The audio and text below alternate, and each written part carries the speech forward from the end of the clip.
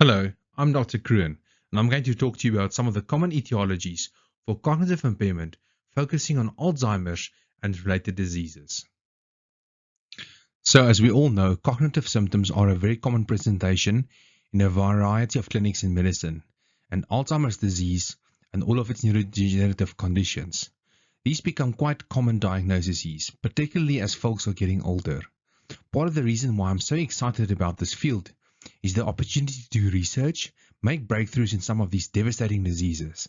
And to that end, right now is an exciting time in cognitive neurology, as we have rapid advances in diagnostics and therapeutics, some ongoing and some on the cusp. What I'd like to talk about to do with this talk is to give you a high-level background for all of that.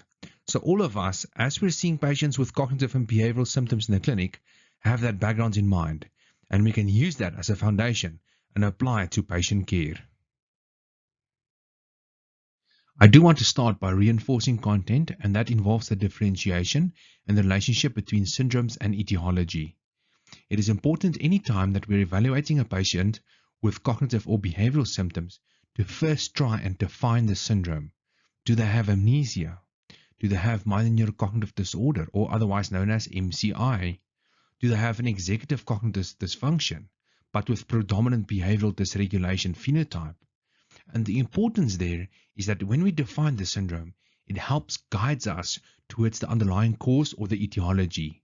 But the point here is that terms like mild cognitive impairment or dementia, these are simply labels of the clinical presentation and clinical status. What we really want to do with an evaluation here is to integrate those labels of clinical status with other data to be able to get to a high confidence of etiological diagnosis. And as you may recall, well, etiological diagnosis can be neurologic or non-neurologic. One can have cognitive impairment due to thyroid disease, just like one can have cognitive impairment due to Alzheimer's disease. And it's important that etiology that helps guides us on the prognosis and management for the patient. Now, parts of the discussion can be confusing to both for the providers and for the patients. And some of that has to do with historically what we've tended to name things in the field and the fact that the field has evolved over time. And so in the past, it certainly may have been that folks who had dementia syndrome, their cognition worsened over time to the point where they needed some help with, some activities that might otherwise keep them independent. If other common things like strokes and tumors were ruled out, it was highly presumed that they had Alzheimer's dementia. And the thought here was that this is our presumption, but we have had to wait until after death to look at the brain under the microscope, see the pathological features of amyloid buildup outside of the brain cells or neurofibrillary tau entanglements inside the brain cells and the loss of neurons or neurodegeneration. And that would be the ultimate confirmation. But our concepts about Alzheimer's dementia and related diseases are a little bit different now. As an example, we consider Alzheimer's disease to be one specific biologically defined process, not just a clinical pathological entity, but actually biologically defined by the presence of amyloid and tau pathology, that if you have a good quality biomarkers, you can actually detect those changes in life. And what that opens the door to conceptually is that folks can have varying levels of cognitive dysfunction that may evolve over time, but it's all due to the same underlying etiology, and it all opens the door to the idea that Alzheimer's disease may not always present as an amnestic dementia, and that an amnestic dementia might not always be due to Alzheimer's disease. And this impacts particularly as we continue to evolve to having specific disease-modifying therapies. It impacts its subsequent management. Now, as you take a step back and see a patient in the clinic for cognitive or behavioral symptoms, as I mentioned, it's a broad universe of possibilities, both neurological and non-neurological, which may be at play here. And not uncommonly, there can be a combination of these things. This lecture cannot possibly give enough detail to all of these things. I'm going to spend some time focusing on Alzheimer's dementia because it's such a very common disorder and it's a hot topic right now, as well as a very few couple of close relatives to it. I will also hint on a couple of potential reversible etiologies for cognitive impairment. And again, The point here is to try and use this information and apply it to patient care so that when we see patients in the clinic, we can integrate our clinical evaluations with the appropriate data and try to get a high confidence in etiological diagnosis in life. Now, what we might think about in terms of tools to gather information at the clinical encounter, the office evaluation can be very informative. If you set the primary goal of I'd like to define the syndrome that's in front of me and have some prioritization of what that potential etiology may be, and it's crucial in that evaluation to get a candid history on symptoms from both the patient and the care partner, because often their perspectives can disagree. It is crucial to do a neurological examination and perhaps consider other screening tools depending on the symptoms that show up. But it's especially crucial to always do some sort of standardized cognitive screening assessment. Tools like the mini mental status examination, the MOCA, or the SLUMS. And doing any of these is going to be better than doing parts of one or none at all. Now, neuropsychological testing or speech and language pathology assessments can also be very helpful. These additional tools in defining the syndrome can be particularly helpful if there are mild symptoms present. If you are trying to determine what I'm actually representative of true impairment or true decline versus maybe not, they can also be helpful in characterizing the pattern of impairment, especially if it gives us a clue towards its etiology. Certain degenerative diseases can have a predilection, not always, but a predilection towards certain patterns of impairment. And these assessments can give us a clue and maybe help us rank in order of priority what we think is underneath this problem. Important to remember that when a patient demonstrates that they are very clearly extensively impaired on your office evaluation and your cognitive bedside screening assessment, neuropsychological testing or speech and language testing is not going to be that helpful in that situation. And in fact, we have more precise tools to try to get to an underlying etiology in a situation like that. Now, as one sees a patient, makes a clinical evaluation and an impression in the clinic, what are some of the features that might point you to a thinking that there is an underlying neurodegenerative disease? The cause in the history is probably the predominant issue here, and an insidious, slow worsening of symptoms over many months to years, particularly at late age, is a big clue. And remember, these symptoms could be cognitive, they could be motor, it could be neuropsychiatric, there could also be other neurological symptoms, but the cause of the disease is a big clue to suggest a neurodegenerative process, and it might be a big part of the differentials here. Of course, ruling out other potential factors like thyroid disease, vitamin B12 deficiency, large tumor, strokes, bleeds, so on and so forth, again helps at one's differential. Now, outside of this insidious cause, there are other key settings where you should at least think about the degenerative disease, rapidly progressive dementia syndromes. So things with an onset and progression with very severe impairment within 6 or 12 months at the most has its own differential. But there are rapidly progressive Alzheimer's diseases or Lewy bodies dementias, and it's important to do enough diagnostic testing to rule it out other reversible causes. In addition though, diagnosis of things like Alzheimer's disease are not incredibly common in folks who are in their 20s, 30s or 40s, more so in their 50s, 60s, 70s and 80s. And in the right context, younger individuals can certainly develop symptomatic degenerative diseases. And so if you get any of these red flags, things like a strong family history, very focal, clear cognitive impairment, and you're confidently ruled out other etiologies or taking the confounders off the table, or if you're looking through the brain MRI and it doesn't really equate to that age, these are the red flags to think this could be underneath the cause of cognitive impairment. And though it goes against many sort of Occam's razor approaches to medicine when we're dealing with especially an older population, multifactorial or mixed disease actually ends up being the rule more than the exception. So just because someone has cognitive impairment, just because they have a neurodegenerative disease, doesn't mean that they can't have components of both. Say for instance, Alzheimer's dementia, as well as Lewy bodies dementia and cerebrovascular diseases, for an example. Now, as one hones in the differential and keeps an open mind to the possibilities, What are some things that might weigh in favor of Alzheimer's disease specifically? Well, one is if you're seeing someone who has an amnestic, multi-domain, slowly progressive dementia syndrome, that's the typical presentation of Alzheimer's disease. Alzheimer's is the most common neurodegenerative disease. You may put those things together, you take your odds, and it's a strong possibility. In addition, the lack of pointers elsewhere, features in the background that might point one towards a synuclein disorder, for example, this might, in ruling out some of those things, point you more towards Alzheimer's disease. Important to remember though, just because a common disease can have a typical presentation, one can also have a variant presentations of a common disease.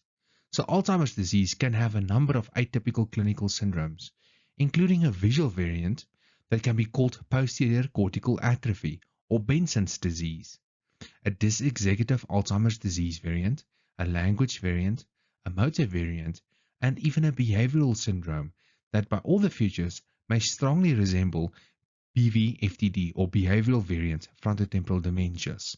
So in keeping an open mind to some of these possibilities and integrating them into your clinical evaluation, impression can kind of let one know whether Alzheimer's disease seems like the most likely thing here. Now let's say you've done your evaluation and you have a strong suspicion for an underlying Alzheimer's disease. What might be the next step to approach in a high confidence of etiology of diagnosis? Well, one thing to keep in mind here is that there is no single test in life that you could do that can be the end all and be all of all tests.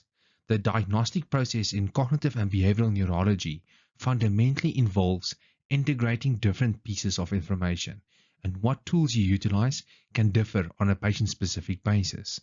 Some shared decision-making is also important here. By thinking about what some disease biomarkers can look like, for instance, neuroimaging can be crucial.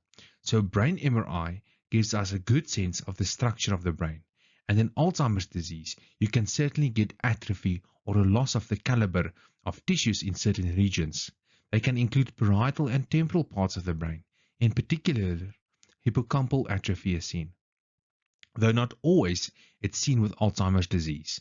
But again, keep in mind, as you have those differential clinical syndromes, it's reflecting that Alzheimer's disease can impact different networks and have different components of the brain. So there's quite a variation here. Now, sometimes a brain MRI looking at structure can be unrevealing. Then there are other tests which can help you to shed light on the underlying disease process. One of the tests which we can utilize is a glucose or FTG PET scan. This is looking for focal patterns of hypometabolism that can indicate neuronal dysfunction and degeneration. And part of the value of that test is that metabolic changes seen on FTG PET can sometimes precede the appearance of atrophy or structural changes that you cannot notice on an MRI. Now, obtaining and integrating FTG PET scans has a nuance. It requires infrastructure and expertise. It is important to remember that you can have mixed disease, which even clouds the picture further, and you can have non-specific findings. Therefore, this test is a very, very valuable test in practice today. I will highlight that there are additional neuroimaging biomarkers, which are either on the cusp or potentially going to show up in clinical practice over the coming 5 to 10 years. Amyloid PET is also available. This technique is used to detect the presence of amyloid plaques in the brain tissue. And then there are also tau PET imaging that can detect the presence of Alzheimer's type tau in different parts of the brain. Currently, that's only used in research settings, but again, as we continue to get more and more experience with those evolving tracers, I would not be surprised that if it starts to become part of clinical practice in the near future.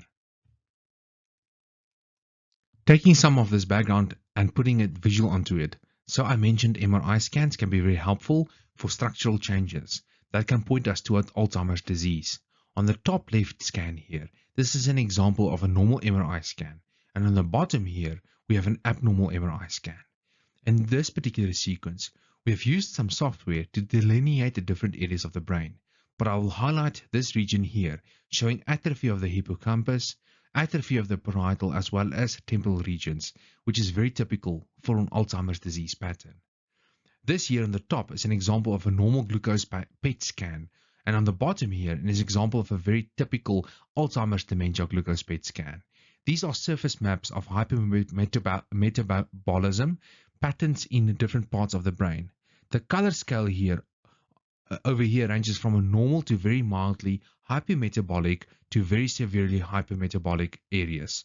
On the normal PET scan, you don't see too much color on this picture here. In contrast to the Alzheimer's disease PET scan, you can see quite a bit of color again, following a very typical distribution of parietal as well as temporal, including some of those medial areas of the precuneus as well as posterior cingulated gyrus. And then, as I mentioned, more so on the research side, there are amyloid and tau PET scans. Here's an example of a normal amyloid PET scan where there's no tracer accumulation in the cortical brain tissue. And on the bottom of this picture is an example of an abnormal PET scan where you have amyloid PET tracer accumulation in the cortical tissues. Similarly, tau PET scans showing the distribution and burden of tau in the brain between these two. Actually, the distribution and burden of tau correlates much better with the timing and the character of symptoms than even amyloid does. Amyloid seems to go everywhere. Tau has that particular patterns, accumulation and spread, which seem to correlate better with symptoms. The other key thing to keep in mind here is that ratios end up being better measures for the presence of Alzheimer's pathophysiology, which more strongly correlates with what we see if we look at the microscope of brain tissue after death. So in these cases, there's a ratio between tau and amyloid. It may also be a ratio between amyloid and tau. But these are better measures because individual proteins, their concentrations can vary depending on the time as well as the collection methods. So the ratio gives us between two proteins gives us a much better measure that's data guided. The other thing that's important here is in keeping with the nuances needed for integrating and interpreting all of this data. One of the things we can see in particular is in older individuals that the coexisting presence of abnormal CSF dynamics exists. So on the spectrum of normal pressure hydrocephalus, for instance, you may see a degree of ventriculomegaly, a degree of CSF pocketing, or enlarged Sylvian fissures. And what those normal CSF dynamics can do is that they can lower the concentrations of certain proteins, including amyloid. And so if you do these Alzheimer's disease biomarker tests, in the presence of an abnormal CSF dynamics, you can see an isolated low amyloid. It often does not indicate the presence of Alzheimer's disease. It's just reflecting the CSF dynamics. And then another reason why you need to look at the ratio and you need to integrate what you do with all the other data you have.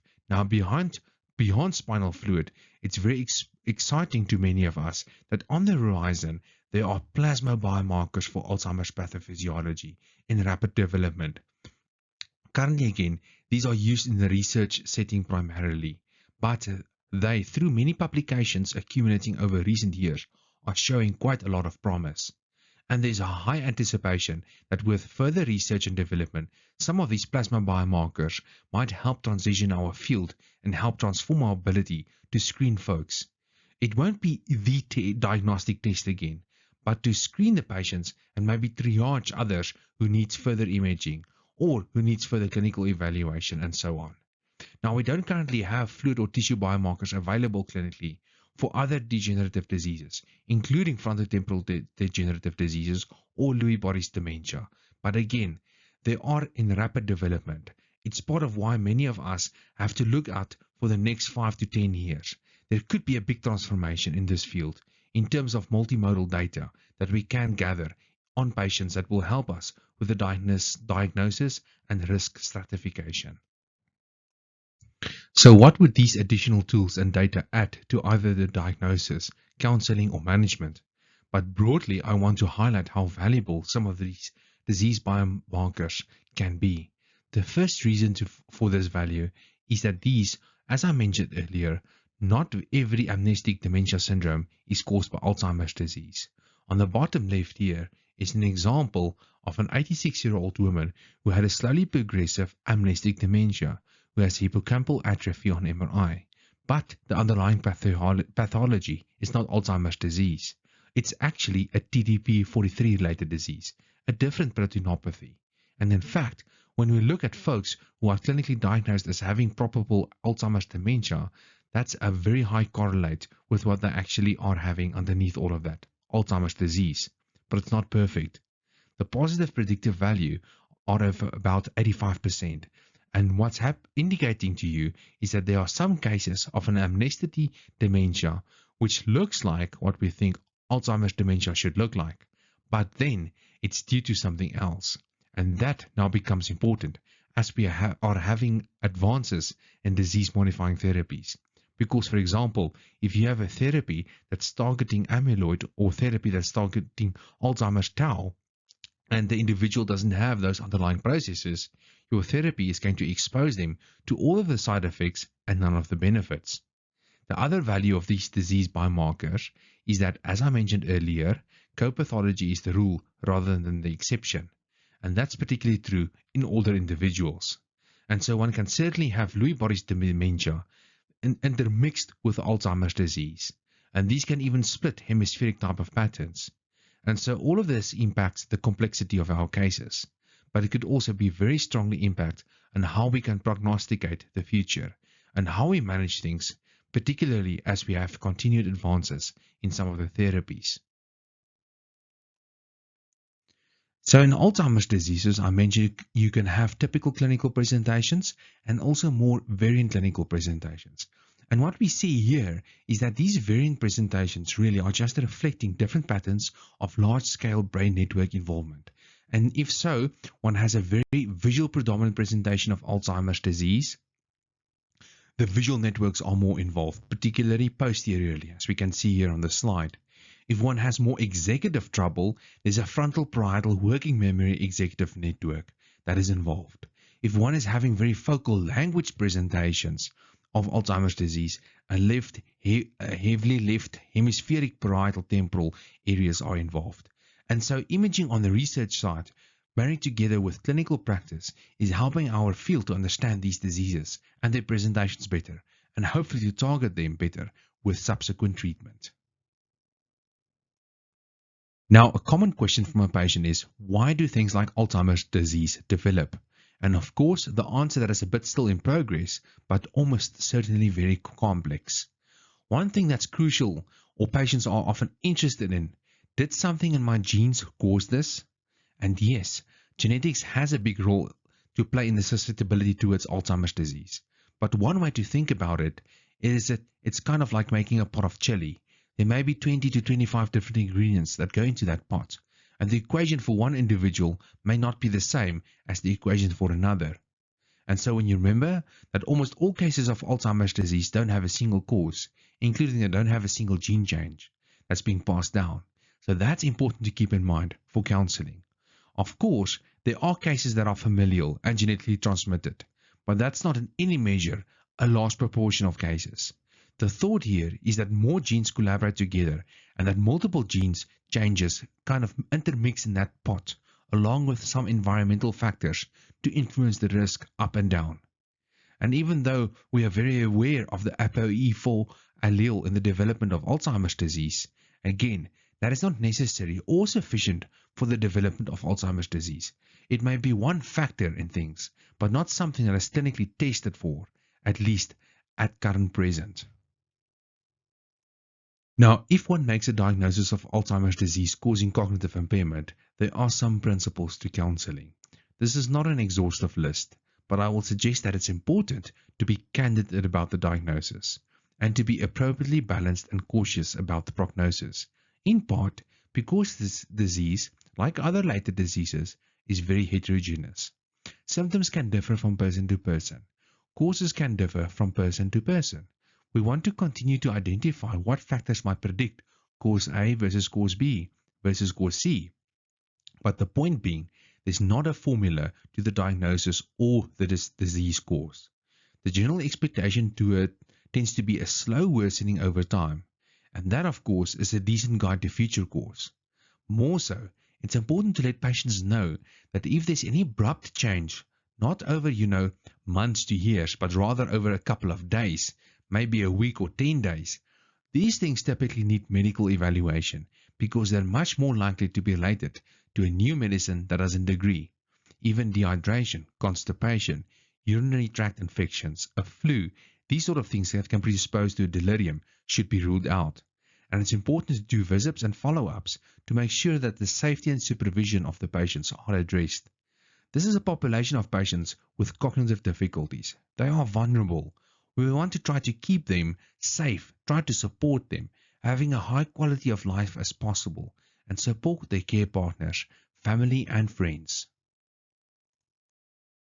Now, in terms of management, lifestyle modifications help to promote brain health are in fact crucial. If I could write this on a prescription pad, I would write this. And really, they don't have to have a specific formula. It's not the fact of playing brain games or Sudoku or crossword puzzles specifically that helps keep the brain healthy, but it's rather a lifestyle, or more often than not, consistently 24/7, 365 days, staying cognitively, socially and physically active, getting healthy sleep, eating a balanced diet, and keeping good control of other medical conditions. Now, we do have symptomatic therapies that can help not to stop or reverse the disease, but to help to compensate for some of the memory symptoms. For example, cholinesterase inhibitors like donepezil are considered first-line in patients with major neurocognitive disorder, and it's important to counsel patients on the side effects of these medications. You may not see overt benefit because it typically only raises your cognitive score 2 to 3 points on the marker, which really doesn't turn the tides of war. But as long as you are tolerating the medication and there's a thought that it could help to prolong the patient's independence, these can be useful. There are other medications, including mementamine, which is approved in later symptomatic stages of Alzheimer's dementia as well. Again, not magical treatment. And it's important to review any of other medications which could influence the central nervous system and ensure that there are no other confounders causing cognitive deterioration. Now, I won't spend a lot of time on this, but because to date, there's a lack of great therapies which act on Alzheimer's disease itself, there's a lot of thought and websites as well as marketing devoted to other things. In short, some of these things on this list simply just doesn't work. Now, some of the advances in the field are guided by our current biological understanding of Alzheimer's disease. The thought that amyloid buildup is a very early step in the process that eventually leads to other elements of a cascade, including deposition and neurodegeneration that leads to cognitive symptoms as well as decline. There are still many active questions in the field that we need to try and sort out. So though amyloid is very hard to ignore, the fact that we see it on pathology and the fact that there are gene changes related to familial presentations of Alzheimer's disease, the separation of amyloid temporally and spatially from cognitive decline is a gap that we need to close. And there's still an active question of whether preventing amyloid deposition or removing it or lowering it in the brain is a viable strategy to stop, slow or reverse cognitive decline. And when that therapy occurs is a crucial missing piece too. And there's the thought, certainly I think there's a good reason for it that amyloid lowering may be part of a treatment of certain cases of Alzheimer's disease, but it may not be the treatment. And in fact, that with heterogeneous diseases involving multiple mechanisms, the future may include precision medicine approaches that target multiple elements of the disease, a multi-drug cocktail similar to how we would approach hypertension or cholesterol issues, or even HIV.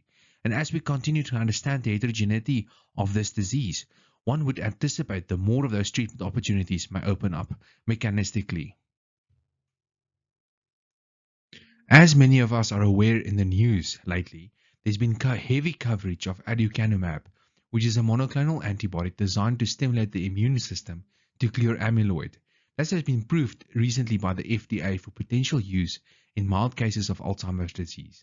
There's a lot of nuance underneath this.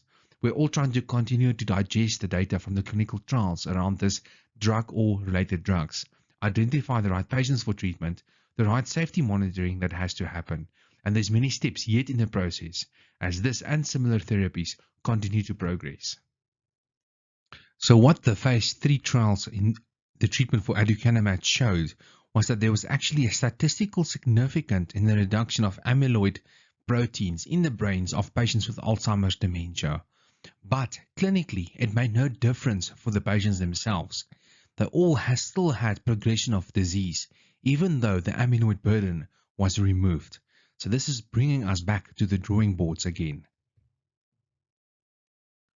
Also important things as we continue to look toward a transformation of our field is that these therapies targeting molecular aspects of the disease can have some non-trivial side effects, including in the case of Aducanumab or the monoclonal amyloid antibodies, the development of either brain swelling or brain bleeding as a result of immune system clearance of these proteins.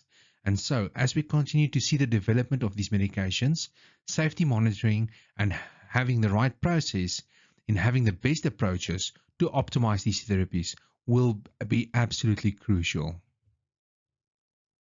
There are other similar medications in development as well, with the thought that there might be multiple agents out in the market over the coming years, including similar mechanisms to target other proteinopathies, including alpha-synuclein.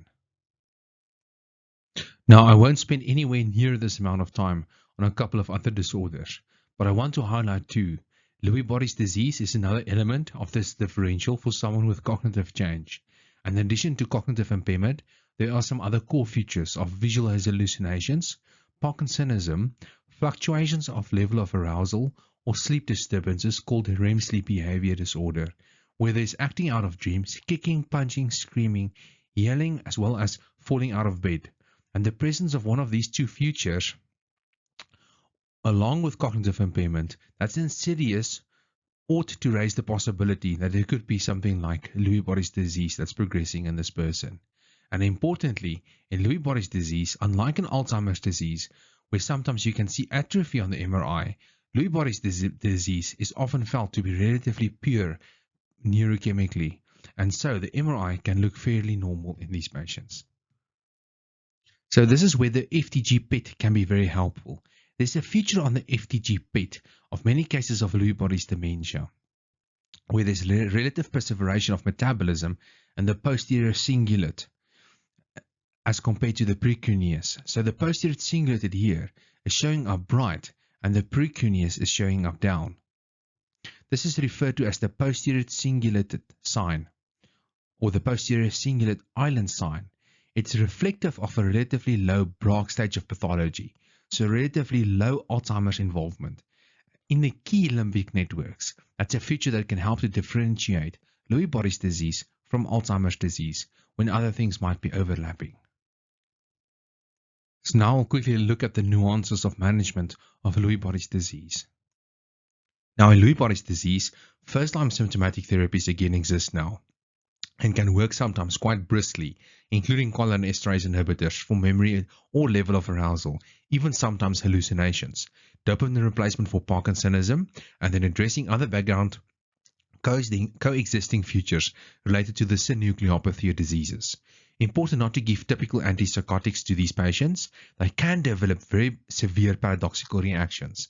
So making sure there's a need and titrating a dose very, very slowly of one of the more of the newer antipsychotic medications, if that's required. Like I say, if it's only required in the end stage of diseases. And again, just like in Alzheimer's disease, disease-modifying therapies are now in active development. So just like in Alzheimer's dementia, where you can have mild cognitive impairment, you can also have a prodromal of mild Lewy body's disease. And this is informing some of our continued research on this topic. But it's important to know that this prodromal stage can sometimes even backdate many, many years before the onset of disease. Because with some disorders like with Lewy body's dementia, we typically see alpha-synuclein pathology accumulating in the brain. And therefore, these patients typically develop REM sleep behavior disorders, constipation, as well as anosmia, dating back far before the onset of the Parkinsonism and cognitive decline. The last degenerative diseases family that I want to highlight are the frontotemporal degenerative diseases. And this is a family of disorders which really epitomizes the heterogeneity that we can see in neurodegenerative diseases. You can have a variety of clinical symptoms, a behavioral symptom, a language predominant symptom complex, motor predominant symptoms, and so on. And this occurs with a variety of underlying proteinopathies. It could be tau, it could be TDP43, It could be certain species of tau, and just like with Alzheimer's disease, clinical presentations tend to correlate relatively well with brain network involvement. Not so well with underlying pathology though. Again, it can give you some clues, and the vast majority of cases again remain sporadic, though there are some genes that have been implicated in familial cases that typically causes an early onset form of this disease. There are fairly well accepted clinical criteria for behavioral variant frontotemporal dementia, and these can be applied to patient care. Again, one of the key aspects here is that the history is really crucial. Sometimes formal cognitive testing, whether an office screen or neuropsychological testing, can be relatively bland or mildly abnormal, but the history is going to be a predominant behavioral changes. And some of these biomarkers, for example an MRI, can show atrophy, or an FDG PET showing hypometabolism, as seen here with prominent frontohypometabolism as well as prominent frontotemporal pole atrophy. This can be a clue to the underlying presence of frontotemporal disorders. And just like with Alzheimer's disease, you can also have different networks of the brain involved, causing different symptoms. So very anterior and medial temporal predominant changes affect things like naming objects, facial recognition, and so on, as well as more targeted medial temporal protein deposition, which causes neurodegeneration and affects memory performance. So just like with Alzheimer's and Lewy bodies disease, management is very patient-specific. We start by targeting symptoms, and those may be involving environmental changes, maybe involving pharmacotherapy, maybe even adjusting sleep or identifying comorbid factors. So not leaving anything out on the table where there are opportunities to help our patients as we continue to have rapid advances toward disease-modifying therapies. Now, the last slide I just want to mention, and it's crucial in any outpatient clinic not to miss potential treatable mimics of things like Alzheimer's or Lewy bodies disease or even the frontotemporal diseases. Normal pressure hydrocephalus can cause a progressive cognitive dysfunction, can cause gait abnormalities, as one can see here, with the presence of large ventricles, as well as the presence of these pockets of cerebrospinal fluid sitting here. And this here is not showing any atrophy. Look at how tight the brain tissue is here, pressed up against the intracranial wall. There's no so-called gaps, and then you can also see these big pockets of fluid situated everywhere. And there's also no presence of degenerative diseases on this FDG PET here. This is something that's treatable, potentially with a shunt, and this is referred to as being normal pressure hydrocephalus, characterized by Adam's triad of wet, wacky, and wobbly. It is also important to rule out other reversible mimics, like I mentioned on the Alzheimer's slide, including vascular dementia, HIV, thyroid, as well as vitamin B12. Similarly, you can also get this cognitive deficits due to an underlying seizure disorder, and this can be treated with a medication like antiepileptics. So keeping an open mind of these possibilities is crucial. So as I mentioned, the universe of topics that we can talk about in this area is very broad. I can't do enough justice to all those in this lecture, but I do hope that this overview guides us for our evaluations of patients with cognitive and behavioral symptoms, that we use our impression clinically to define the syndrome, get clues to the underlying etiology, and integrate that with biomarker data to be able to help counsel, diagnose, and manage patients longitudinally. We never want to miss things that are potentially treatable, and so we have to keep that in mind as we're engaged in this process. And we look out to the future, which is going to be very exciting, with better biomarkers for the diagnosis and new disease-modifying therapies that are on the horizon. Next, I'm going to look at the entity known as mild cognitive impairment. So about 30 years ago, there was no intermediate stage between normal cognition and dementia. You were either cognitively normal or you had dementia. Subtle changes in cognition are frequently seen in aging, such as reduced efficiency with word finding, going into a room, forgetting what one was going to get, and overlearned behaviors, as well as repetitive tasks and routines, can be helpful when this efficiency is reduced. There was evidence back then that there was some form of cognitive impairment that were recognizable as an early presentation of neurodegenerative conditions, such as when someone forgets something really important and others take notice of that. Now we know that there is a continuum of cognition between normal and dementia, and that dementia represents an advanced stage of cognitive impairment. So clinicians and researchers sought to describe the subtle changes seen before obvious dementia was present, but that would describe abnormal cognitive changes, but yet with preserved functional status. The concept of mild cognitive impairment as an intermediate stage was developed in 1999 by Dr. Ron Peterson and his colleagues at Mayo Clinic. They described this prodromal syndrome of Alzheimer's disease with a focus on memory loss as being the primary symptom. So dementia was no longer, from now on, a dichotomous state. So mild cognitive impairment is a syndrome that does not meet the clinical criteria for dementia, but it's more than what we would expect with normal aging. Clinical judgment is very important for distinguishing between impairments that occur with normal aging and those that indicate dementia. What constitutes functional impairments is different from each individual, and that assessment is based on the clinical interview and the documenting of an individual's prior level of functioning.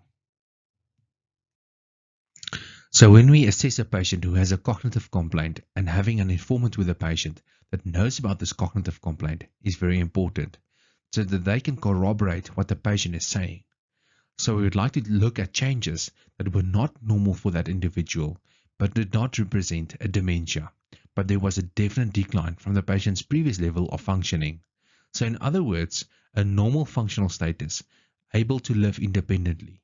So then we would say that that person has mild cognitive impairment.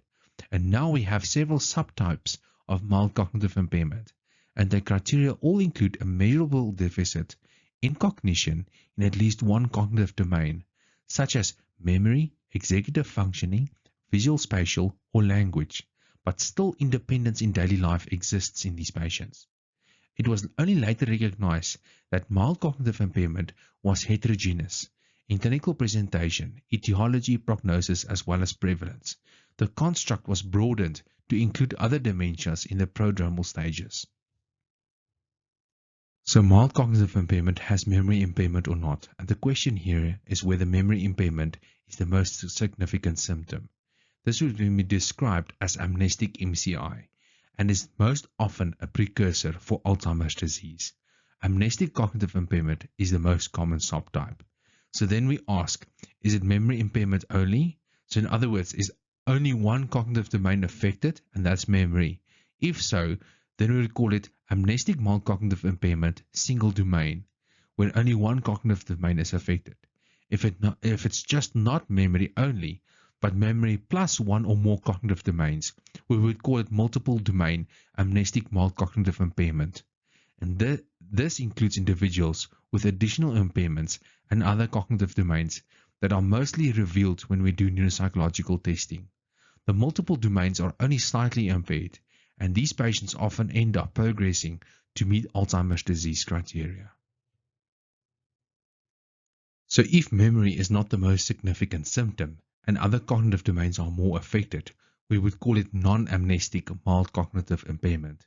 Again, we would assess the patient and come up with a diagnosis of mild cognitive impairment because their symptoms were not normal for age, but it did not represent a dementia, but there was a decline from the usual baseline and again, independence in daily functioning.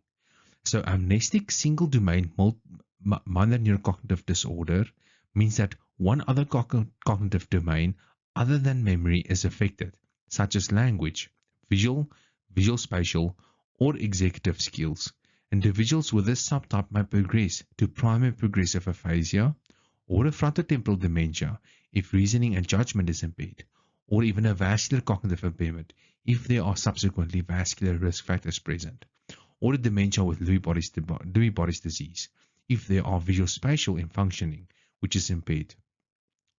They are typically associated with Parkinsonism and other associated sleep problems.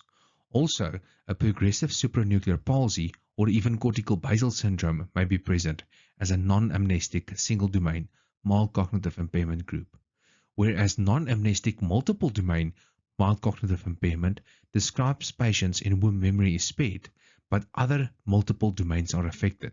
So degenerative disorders associated with tau, the tau DNA binding protein, or TDP43, as well as alpha-synuclein, which is associated with some of the frontotemporal dementias and dementia with Lewy bodies, may be linked to this non-amnestic multiple domain cognitive impairment group. So using this construct, the groups can be simplified and organized according to the clinical classification and etiology. The goal of subtyping is to accurately describe the syndrome and etiology, which can then assist us in providing treatment options. So Alzheimer's disease will usually present as an amnestic process, either affecting a single or multiple domains, and the etiology is degenerative because it's got a gradual onset, slow progression, and memory impairment is the hallmark of the syndrome. So vascular cognitive impairment may be diagnosed if there's evidence of strokes or other vascular risk factors, if there's a presence of subcortical infarcts on MRI, and can also present either as a multi-domain amnestic minor cognitive disorder or multiple domain non-amnestic minor cognitive impairment picture. Frontotemporal disorders might be an etiology if it's a non-amnestic presentation, especially in the younger people or those with behavioral symptoms. Dementia with Lewy bodies usually presents as a non-amnestic mild cognitive impairment affecting multiple domains. Cognition may be slowed, or there might be fluctuations in cognition. Visual spatial functioning might be impaired. There may be sleep-related symptoms, including REM sleep behavior disorder. Depression can also have non-mood related symptoms like memory impairment or memory impairment with other cognitive domain involvement. So psychiatric etiology can affect amnestic single or multiple domains. Additionally, sometimes Alzheimer's disease can present in an atypical fashion, so it would then be an atypical variant of Alzheimer's disease, something like posterior cortical atrophy or Benson's disease, affecting visual spatial functioning. It could also be a logopenic variant of Alzheimer's disease or even a behavioral dysexecutive form of Alzheimer's that can affect the non-amnestic single domain category. So the prevalence of mild cognitive impairment is a common syndrome, affects between 15 to 20% of individuals over the age of 65, and progression is approximately 10% per year, 15% over 2 years. So an appropriate early diagnosis helps to address the patients and their caregivers' needs with the best available drug and non-drug therapies. So looking at risk factors, obviously advancing age is a big risk factor for the development of mild cognitive impairment. So at the age of 60 to 64, it's about 7% of the population. At age 80 to 84, it's about 25%. And lower educational level is correlated with an increased risk of mild cognitive impairment, as is vascular risk factors, especially hypertension, type 2 diabetes, and obesity. A history of stroke or heart disease elevates a person's risk for the development of mild cognitive impairment, as well as having that the ApoE4 genotype, which is a predictor for mild cognitive impairment to dementia conversion, either in single or multiple domain MCI. The E2 genotype is somewhat protective against MCI, so behavioral symptoms such as agitation, apathy, depression, and anxiety elevates the risk of developing mild cognitive impairment. A slow gait has been associated with an increased risk of mild cognitive impairment. The usual walking speed is reduced with MCI, along with static balance.